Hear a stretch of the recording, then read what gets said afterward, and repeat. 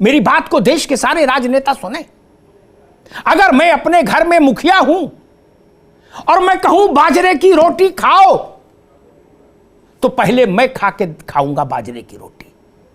मैं पूड़ी खाऊं और बच्चों से कहूं तुम बाजरे की रोटी खाओ, ये ठीक नहीं। एनपीएस बढ़िया थी, सबसे पहले संसद के दोनों सदनों में लागू करा देते, विधानसभाओं में लागू करा देते, विधान परिषद में लागू करा देते, तो नैतिक हक होता, नैतिक साहस होता, बोलने का मुख होता। हम रसमलाई खाएं, दूसरे से कहें बेटा गिलोय गिलोय खाओ, उबाल के गिलो पियो, हीमोग्लोबिन बढ़ेगा और इम्यूनिटी ताकत मजबूत होगी, मैं रसमलाई खाऊंगा, ये नहीं चलेगा। इसमें क्या बुराई थी? यही प्रस्ताव संसद में पारित हो जाता कि आज से हम भारत के सांसद, दोनों सदनों के सदस्य ये फैसला करते हैं कि हम नई पेंशन प्रणाली लेंगे और पूरे देश को आश्वस्त करेंगे। उसके बाद ये जो सरकारी चपरासी है उसको पेंशन जाए, ताकि वो निश्चिंत हो जाए कि मेरे मुख्यमंत्री, प्रधानमंत्री ने अगर इसको स्वीकार किया है, इसका मतलब चीज बढ़िया है। आपने तो चिमटे से नहीं छुई एनपीएस, किसी नेता ने एनपीएस चिमटे से नहीं छुई अपने लिए। बाबू के लिए, चपरासी के लिए कह दी, बोले एनपीएस ले लो, बहुत अच्छी है, तुम जानते नहीं हो, अभी तुम्हें अकल नहीं अर्थशास्त्र का, अभी संजय जी भी नहीं आ पाएंगे, ठीक, आप ले लो ना, जजेस को दे दो, हाई कोर्ट सुप्रीम कोर्ट में लागू कर देते। वो लोग बड़े लोग हैं, बुद्धिमान हैं, देश के नायक हैं, वहां लागू कराओ ना। एक बात आई थी जो विजय बंधु ने कही, नहीं, 2013 में जो चिट्ठी लिखी थी योगी जी ने सांसद के तौर पर, उसमें पेंशन के स्वरूप की बात नहीं थी। उन्होंने कहा था ये नई पेंशन ठीक नहीं, पुरानी पेंशन लागू की जानी, बहाल की जानी चाहिए। डॉक्टर मनमोहन सिंह को चिट्ठी लिखी थी, मेरे पास भी उसकी कॉपी है। मेरे लिए ये ठीक नहीं कि मैं एक बात एक बार कहूं, दोबारा दूसरी बात कह दूं, मैं नहीं कर पाता ये। मैं तर्क के साथ चलूंगा, अपने चेहरे के साथ चलूंगा। इसमें कैसे कैसे मैं घब्बो कर दूं कि तब ठीक थी अब नहीं ठीक है, ये तब खराब थी अब अच्छी हो गई। नो, एक और बात कहता हूं, ये लड़ाई का विषय नहीं होना चाहिए। क्या ये कर्मचारी किसी एक पार्टी के हैं? नहीं, ये सबके घर में कोई ना कोई कर्मचारी है। जो विधायक है उनके घर में भी कोई ना कोई कर्मचारी है, बेटा है, दामाद है, बेटी है, कोई ना है ना, बहू है। ये कोई बाहर के लोग हैं क्या जिनसे हम लड़ रहे हैं, जूझ रहे हैं, गुस्सा हो रहे हैं? किस पर गुस्सा दिखा रहे हैं हम? किस पर गुस्सा दिखा रहे हैं? ये गुलाम नहीं है। सांसद संसद में भाषण दे रहा है, वो भी देश के लिए काम कर रहा है। सिपाही से इस पोल्यूशन में चौराहे पर खड़ा है, वो भी देश के लिए काम कर रहा है। गुस्सा किस पर दिखाया जाएगा? हमने कोरोना देखा, कोई नहीं निकला, सबको प्राण की पड़ी थी। बद्रीनाथ का कपाट बंद, केदारनाथ का कपाट बंद, काशी विश्वनाथ का कपाट बंद हो गया, अजमेर शरीफ की दरगाह बंद हो गई, साए साए होने लगा। लेकिन सरकारी कर्मचारी खड़ा था, राशन भी बांट रहा था, झाड़ू भी लगा रहा था, कोरोना के अस्पताल में ड्यूटी भी दे रहा था, मर भी गया। कौन आया था? माइकल लाल, जो देश के लिए बड़ी बड़ी बातें सब लोग कर रहे हो, कौन आया था?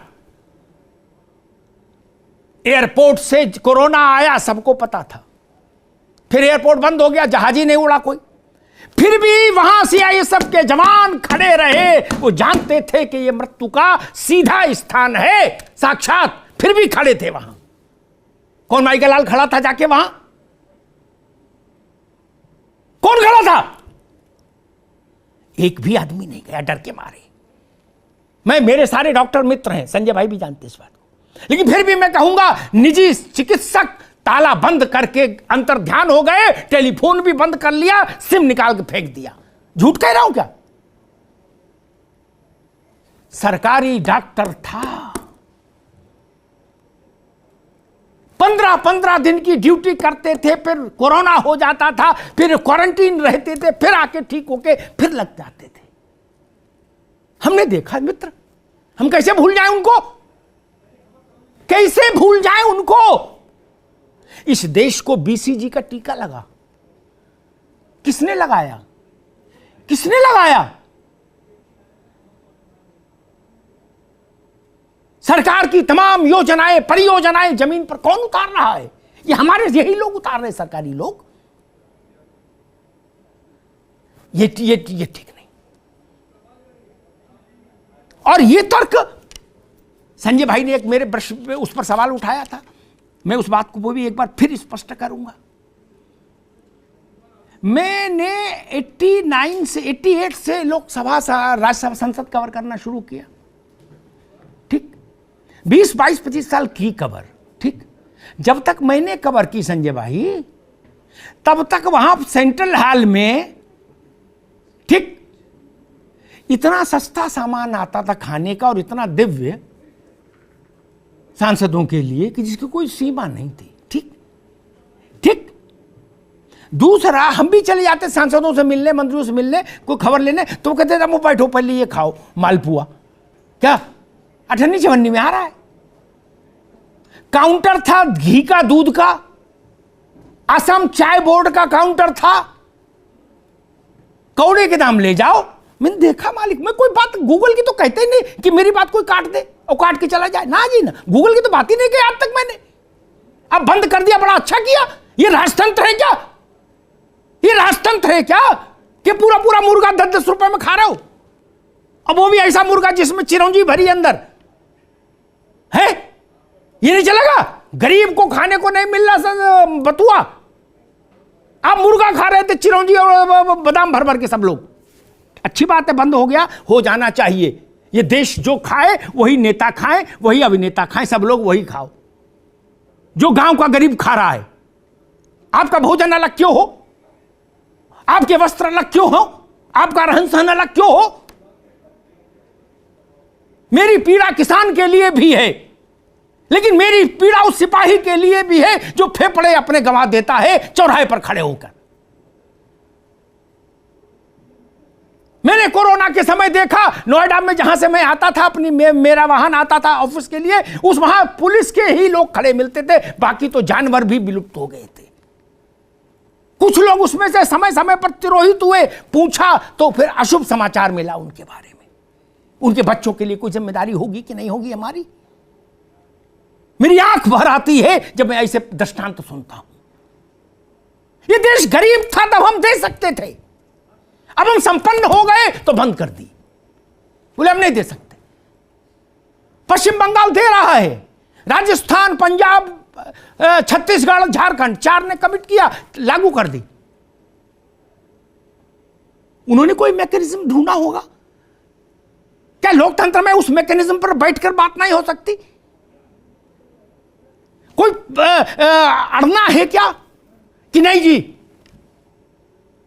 अगर देश के 4 राज्यों ने लागू की है फिर पुरानी व्यवस्था को, तो क्या यह जरूरी नहीं कि एक सर्वदलीय बैठक हो जाए, चर्चा हो जाए, उनसे भी पूछा जाए भाई आपने क्या रास्ता निकाला? और आखिरी बात कहूंगा मित्र, क्या है, मैं तो बस शेयर बाजार जानता नहीं ना, मैंने कभी शेयर बाजार में कुछ लगाया भाई साहब, ठीक, मेरा अकाउंट बैंक में खोल लिया, इतने मेरे लिए बहुत, समझ लीजिए।